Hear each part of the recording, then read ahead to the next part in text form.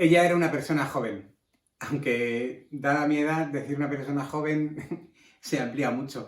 Así que vamos a decir que era una persona alegre, jovial. Y estaba de viaje en una ciudad que desconocía. Y fue a parar justo a la avenida principal, quizá en la hora punta, porque estaba atiborrada de gente. Empezó a buscar a alguien de su edad, más o menos, y lo encontró enseguida, un chaval con unos ojos negros preciosos que le llamaron la atención. Y mirándola, él la miró a ella y también se quedó encandilado.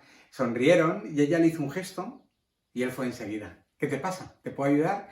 Y ella, con un idioma aprendido de lejos, le dijo si podía indicarle cómo llegar hacia un monumento que le habían dicho que estaba bien. Llevaba una guía de esas alternativas, que son tan alternativas que acaban por poner lo mismo que las guías normales, solo que son mucho más caras. Él le sonrió y dijo, eso no merece la pena. ¿Has estado en el funicular? ¿Fanny qué? Dijo ella. No, Fanny nada. Funicular. Anda, ven. Le cogió de la mano y empezó a abrirse camino entre la multitud. Y lo conseguía con cierta habilidad y agilidad. Y rápidamente cruzaron aquella larga avenida, se salieron por una calle más secundaria y luego por callejuelas y escaleras, iban ascendiendo hasta los umbrales de la ciudad. Y ahí estaba, la falda de la montaña y la estación de bajada. Un funicular tiene dos estaciones, la de abajo y la de arriba. Si algún día vais a algún funicular que solo tiene la de abajo, no subáis, eso es que os habéis muerto y eso os lleva, vete no saber dónde. Ahí estaba la de arriba y la de abajo.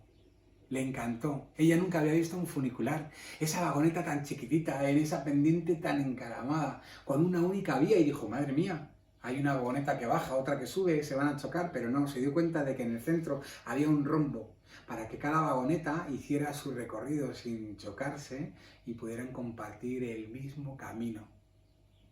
Estaba asombrada, sonriendo, con los ojos abiertos. Le miró y dijo, ¿quieres subir?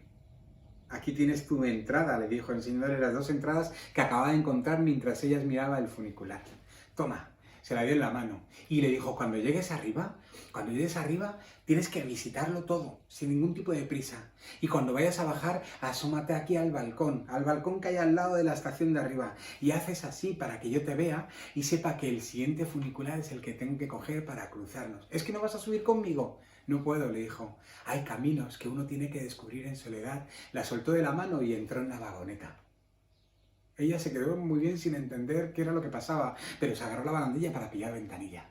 Y bueno, el funicular iba tan lento que le dio tiempo a ver flor por flor, bicho por bicho, incluso a despedirse de él, que se quedó sonriente y mirándola.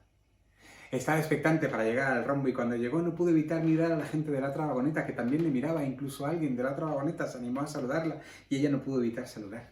Llegó arriba, hacía un viento tremendo. Cuando salió de la estación la despeinó por completo. Abrió la boca y se llenó del viento. Se dio cuenta de que era un lugar precioso, de que sí, ese era el mejor monumento de la ciudad, porque estaba la ciudad desparramada a sus pies y la ciudad se cortaba justo en el borde del mar y el mar entero, estaba ahí, al alcance de su mirada. Estuvo tranquila, la verdad. Hizo juegos con los pies y la arena. Vio una flor y se la prendió en el pelo, que este gesto que estoy haciendo es el que más esfuerzo tenéis que hacer para entender. Hasta que consideró que ya había pasado un tiempo importante. Se acercó y miró la estación de abajo con un montón de gente. Y pensó, igual se ha ido. ¡Qué majo! Levantó los brazos y enseguida él los levantó también desde abajo. Y cogió el funicular con cierta expectación. Miró las flores, los bichos, pero estaba deseando llegar al rombo de unión. Y cuando llegaron ahí estaban.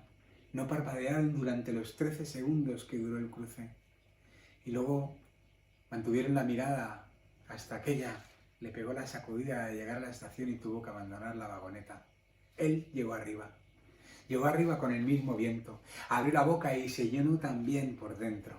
Estuvo jugando con la arena, mirando el mar, la ciudad, mirando los árboles y una planta que había visto plantar y estaba pendiente de cómo crecía. Ese era su lugar favorito de la ciudad. Vio una piedra que le pareció genial. ¿Sabes cuando eres niño que una piedra te parece maravillosa y te la echas al bolsillo aunque no brille? Pues eso es lo que hizo él. Se metió la piedra en el bolsillo, se asomó a la barandilla, la buscó y él sí que la encontró allí, diminuta, y levantó los brazos y ella también. y bajó en la vagoneta. Y cuando llegó a la estación de abajo, ella estaba con la sonrisa abierta y la mirada esperándole. Volvieron a levantar los brazos, pero esta vez para agacharlos con ellos dentro. Y les costó desprenderse de ese abrazo. Y luego pasearon sin prisa la ciudad, calle abajo y tarde también, hasta que llegó la noche y cenaron con un vino blanco y se despidieron en la pensión de ella con un beso. Hasta mañana, le dijo. Hasta mañana, le dijo él. Espera, casi se me olvida. Y se sacó la piedra del bolsillo y le dijo, esto es para ti. Ay, a mí también se me olvidaba, le dijo. Esto es para ti. Y se quitó la flor del pelo y se la prendió a él. Hasta mañana, hasta mañana. Y al día siguiente se vieron, claro, y volvieron a pasear y a abrazarse, y a buscar tesoros inútiles para el resto, pero maravillosos para ellos, y al otro día y al otro.